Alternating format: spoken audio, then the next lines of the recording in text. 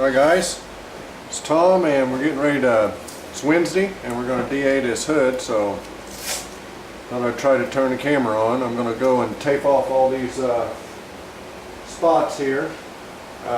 Even though it's a little lower, I want to make sure we don't get into the rubber or any other areas of the car.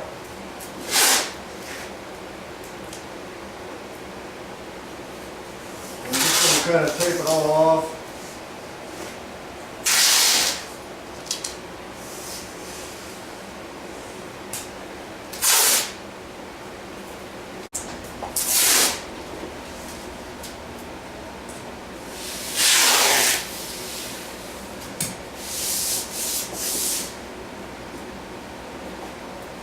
Might look like overkill, but you know, I just want to do whatever I can to keep from gouging any other areas other than what I want to DA.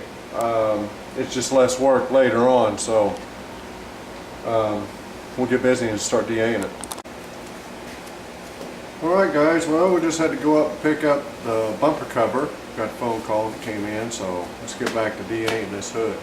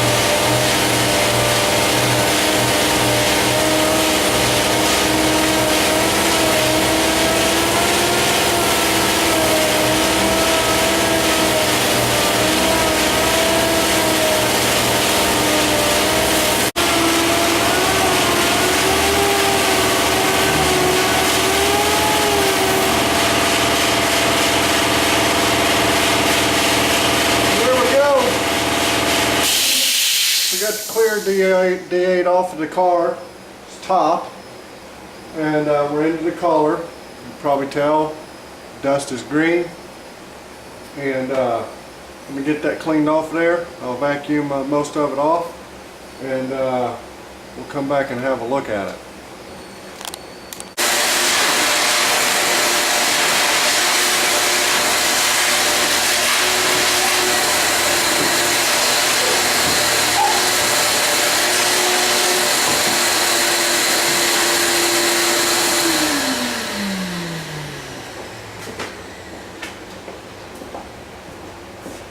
Alright guys, let me take you off there so you can get a look at it.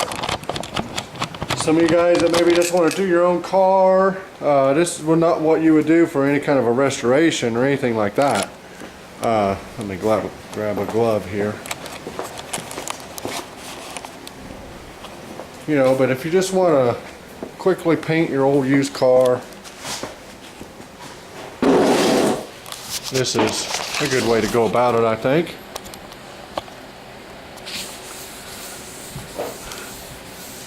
You don't want to blow all that dust off. You know, especially in the winter time, if it's all closed up, you know, you put all that in the air, it's a lot of material. So, you know, it'll just settle in the shop. not to mention all the breathing you have to do of it. But here we go. As you can see, I got all the clear off. And there may be a spot or two that has a little. I need to do a little better job down here. You see that right there? That's clear. And I'm using 220 on my DA sander. Ran out of 180, so I'm on 220. So what I'm going to do is I'm going to put a sharp piece of paper in there, a new piece, and I'm going to go around here, and I'm going to get these edges here. Actually, I might do that before I put a sharp piece on there. And then I'm going to lightly go over the entire thing real quick, just make sure that we got everything. And with the exception of these edges down in here, and maybe a little hand stuff around the rubber, all the way around the perimeter, it'll be ready for paint. Okay, all we'll do is seal it and paint it back to back. So let me finish up back there and go ahead and go over it one more time. Alright guys, I'm going to take my DA and I'm just going to go over. I got me a new sharp piece of paper on there, and I'm just going to go over the whole thing holding my tool flat. You know, we won't want to get up on its edges or anything else, and we're just going to quickly go over it and sand it with 220. May do half of it and change the paper in the middle. We'll see how it's cut.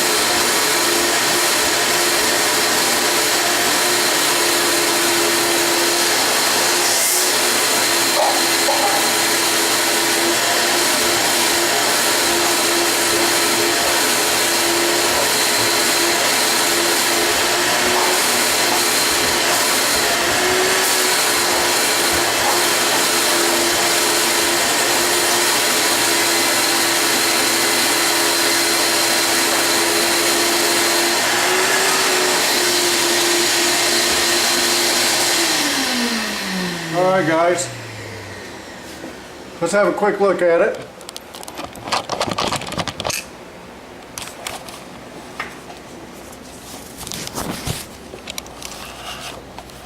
Sorry about that, all the moving.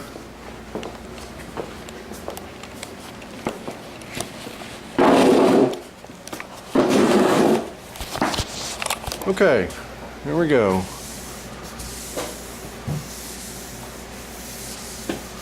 And we're looking really well.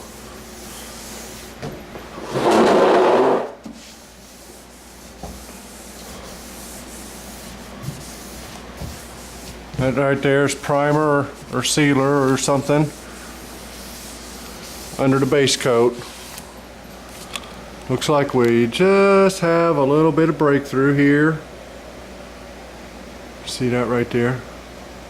That and that to be breakthrough. So we'll want to be sure we etch that. Okay?